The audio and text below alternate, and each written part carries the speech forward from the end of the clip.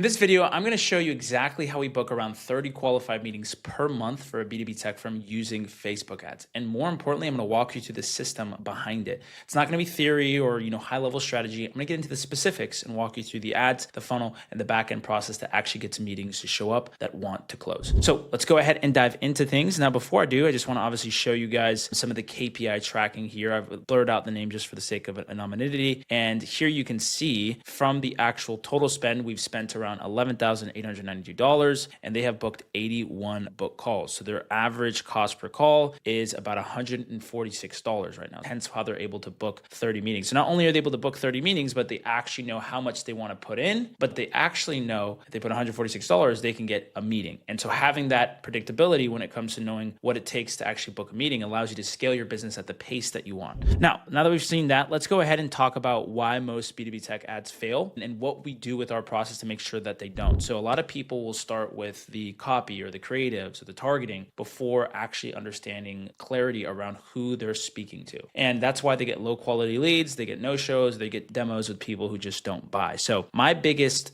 emphasis that I place with our clients is always during what we call our brain dump session. So before we ever touch ads, before we even start writing copy, we need to figure out exactly what it is that you guys offer. We need to understand all the deliverables that come with your offering itself. How fast can you realistically deliver a transformation to someone? What is the actual value proposition? And if it's just experience, what does that experience look like? What does that social proof look like? Why would someone choose you over your competitors? And then once we have this information about your product, your service, what you guys do, why you're different, now we have to start talking about your actual ideal client profile, because you could probably sell to a lot of people, but you want to sell to a specific person. You want to think about, who do I actually want through my funnel? And once you start asking yourself that question, now we have to figure out exactly what their biggest pain points are, what their biggest situations and circumstances are that they believe that they're in, and then what are the core outcomes and desires that they want. And so for this specific example that we helped our client with, their ICP was health tech companies, right? So people that were founders at health tech companies, and their specific pain was they needed FHIR and EHR integration to be able to start winning hospital contracts. So one of the big pain points was the fact that they were losing hospital contracts and losing out on deals because they didn't have this FHIR integration within their product. And so what we really cultivated in terms of the actual ads and what we really wanted to emphasize is, how can we sell to this person, not just sell the actual thing that we do, but sell the outcome that they want, which is to win hospital contracts to grow their business. So one of the biggest things that I think a lot of tech firms trip up on is the fact that they try to sell more of the product than they do the actual outcome that the product actually provides. And so what we did with this company in particular, we ran a static ads for them. We tested both video and static, but statics were just the outperformers across the board. And we keep our statics very simple and to the point. So for what we did to create our static ads is we just had an ICP call out. So basically health tech founder was the ICP call out. And then we had an offer statement, right? So we'll help you implement X, Y, and Z so that you can get more hospital contracts. And then we really emphasized that as being the core outcome that we were going to provide. And then we gave them a clear call to action, what they can do to, continue to see if this is a fit for them. And so why this isn't so powerful is, it's not like it's some crazy voodoo that we're trying to pull on people. We're being very direct with our offering, we're being very direct with what it is that we do, and we're showing them the value that they can get working with us. And so we typically test around 30 different static ads. We use static ads that are just like tweet forms. We use static ads that are like AI image based. And so we got all these different static ads that we throw into one set. Quick pause. If you're a B2B tech founder and you're looking to get an ad system built out for your business specifically, go ahead and book a call with me in the description, and we could talk through more about our system, how it works, and see if we might be able to help. Anyways, back to the video. So after we've built out the actual static ads, now what we did next was build out what we call a high velocity funnel. Now, there's a couple of different types of funnels that we recommend running. One of them being just an opt-in funnel without what we call a VSL, and one of them being a VSL funnel where we have a video sales letter that educates prospects more on what it is that you do. Now, we will run either or depending on the exact offer. For this offer specifically, we just wanted to get volume through. So what we proposed was a high velocity opt-in funnel. And so what this looks like is an ICP call out on the actual funnel page, a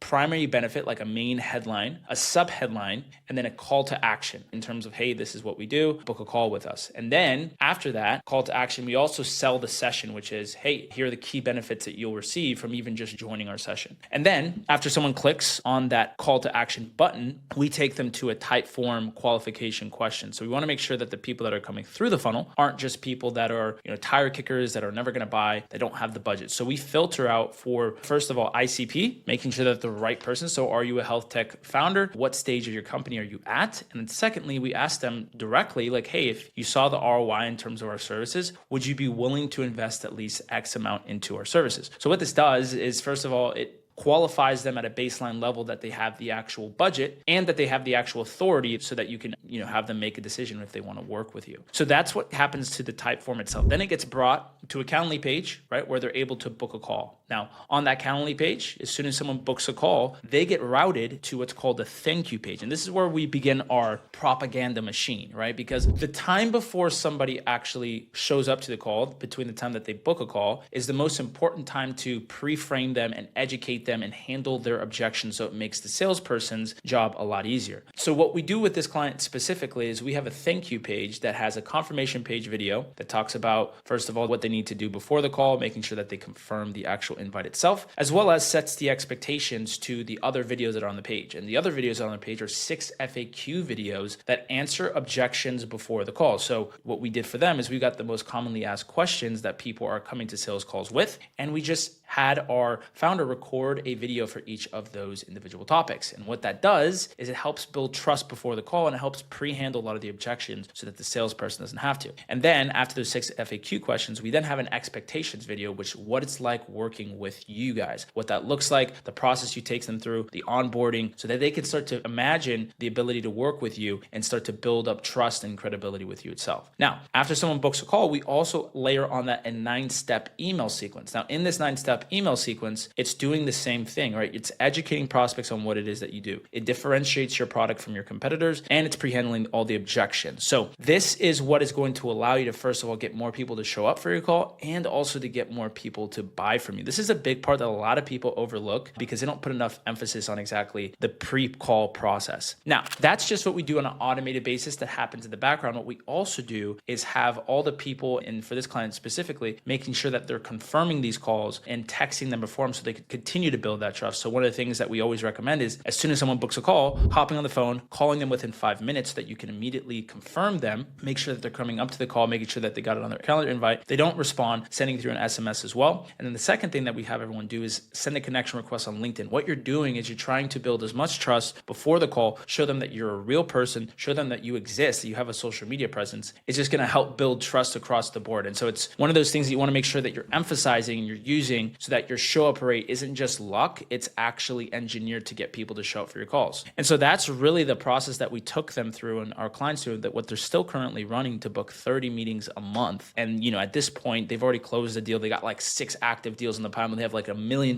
deal in the pipeline. So all off of just $12,000 in ad spend. So when you start to think about the power that you get from building out an ad system like this, especially when you have a high ticket B2B offer, it's ridiculous the ROI that you can get. So I hope that makes sense in terms of what we did for them specifically. I'll kind of just recap it. Really what we did is we want to make sure that we have clarity before the ads so that we could build out proper ad copy. We had the ICP nailed so that we know exactly who we're going to be targeting. Then we're going to build out the ad scripts, build out the funnel, and then build out the backend systems. And so that's how you turn ads into a predictable system. Now, if you're looking for a way to build this paid ad system within your business and you want to figure out exactly if it would work for you guys, go ahead and book a call with me in the description. I'll be happy to walk you guys through exactly what we do, how it works, and see if it might be able to be a fit. Other than that, I hope you guys enjoyed the video. Make sure you like, comment, and subscribe for more B2B tech growth content. And I hope you guys have a great rest of your day. Take it easy. Ciao.